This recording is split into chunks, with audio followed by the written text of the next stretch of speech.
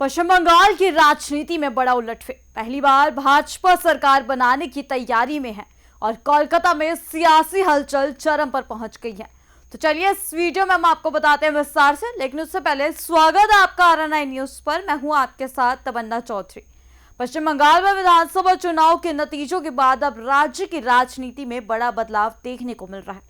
Bharatiya Janata party ने इस बार 293 सीटों में से 207 सीटों पर जीत दर्ज कर स्पष्ट बहुमत हासिल की है, जिसके बाद पहली बार राज्य में भाजपा सरकार बनाने जा रही है।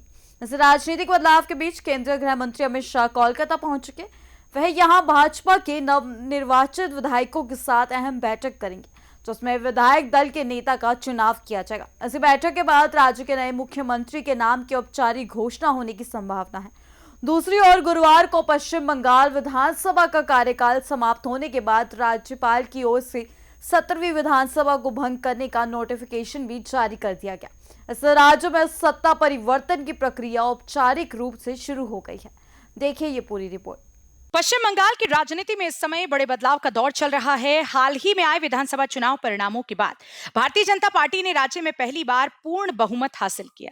पार्टी ने 293 सीटों में से 207 सीटों पर जीत दर्ज की, जिनमें 130 नई सीटों पर जीत शामिल है।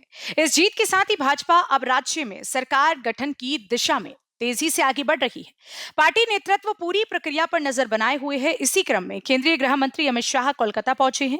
उनके दौरे को बेहद अहम माना जा रहा है, क्योंकि यहां भाजपा के नवनिर्वाचित विधायकों की एक महत्वपूर्ण बैठक होने जा रही है। इस बैठक में विधायक दल के नेता का चयन किया जाएगा।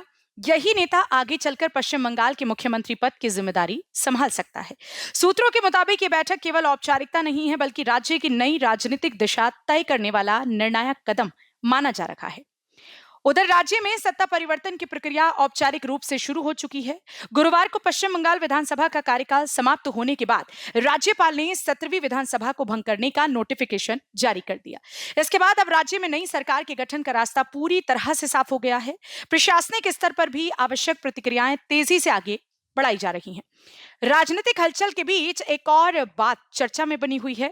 निवर्तमान मुख्यमंत्री ममता बनर्जी ने अब तक अपनी सोशल मीडिया प्रोफाइल से मुख्यमंत्री पद का उल्लेख नहीं हटाया है।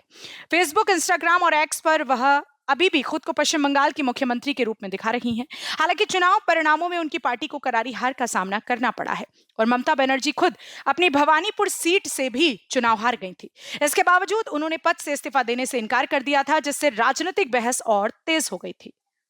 अब पूरा ध्यान भाजपा के विधायक दल की बैठक पर है। माना जा रहा है कि इस नए बैठक के बाद ही राज्य के नए मुख्यमंत्री के नाम की घोषणा कर दी जाएगी। पार्टी नेतृत्व पूरी प्रक्रिया को बेहद सावधानी से आगे बढ़ा, ताकि सत्ता परिवर्तन सुचारू और व्यवस्थित तरीके से हो सके। राज्य में पहली बार भाजपा सरकार बनने जा रही है, इसलिए यह पूरा घटनाक्रम राजनीतिक रूप से बेहद महत्वपूर्ण माना जा रहा है। तो पश्चिम बंगाल की राजनीति एक नए मोड़ पर पहुंच चुकी है। विधानसभा भंग होने के बाद अब सत्ता परिवर्तन की औपचारिक प्रक्रिया शुरू हो गई है और अमित शाह की मौजूदगी में होने वाले विधायक दल की बैठक से राज्य के नए मुख्यमंत्री का तय होने की उम्मीद है। आने वाले कुछ घंटे बंगाल की राजनीति के लिए बेहद निर्णायक साबित हो सकते हैं। तब तक के लिए जुड़े रहिए हमारे साथ RNI न्यूज पर।